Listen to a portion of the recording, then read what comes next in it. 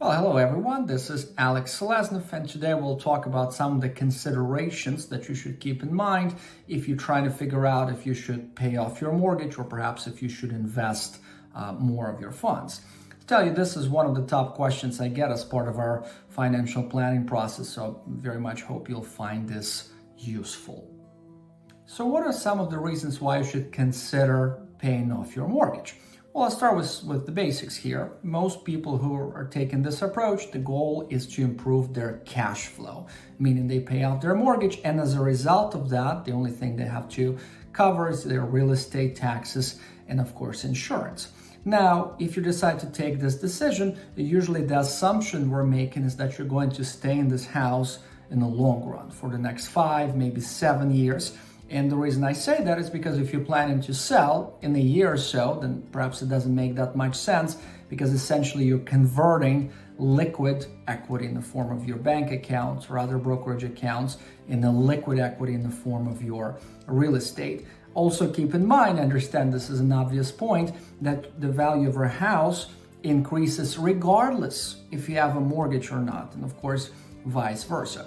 Now, a technical point here, so let's say you're expecting your portfolio to return 6% in the long run. And let's say you have a mortgage at 8%, which is not uncommon at this point. Well, from that perspective, perhaps again, you're better off paying down or perhaps even paying off your mortgage. You're better off from the investment perspective.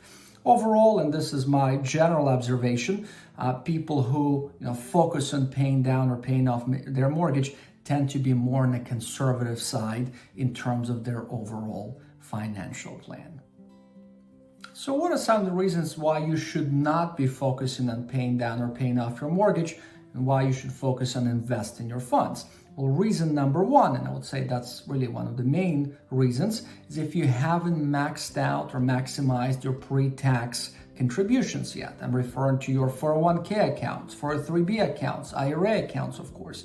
Those are very beneficial in the short run because you get an upfront deduction, which is again great if you're in a higher tax bracket. You have the tax deferred growth, and in some cases actually tax-free if you're dealing with Roth accounts. That is again reason number one.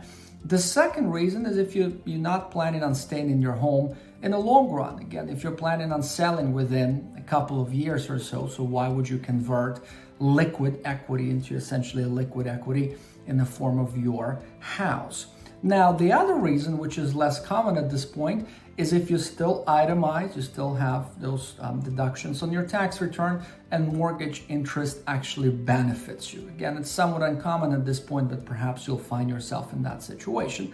Now, from the technical perspective, if you decide to invest and if you expect your portfolio return to be higher than your mortgage interest rate, let's say you're projecting your portfolio to earn 8% in the long run and your mortgage is at 5%, well, again, that's another reason why you should be investing.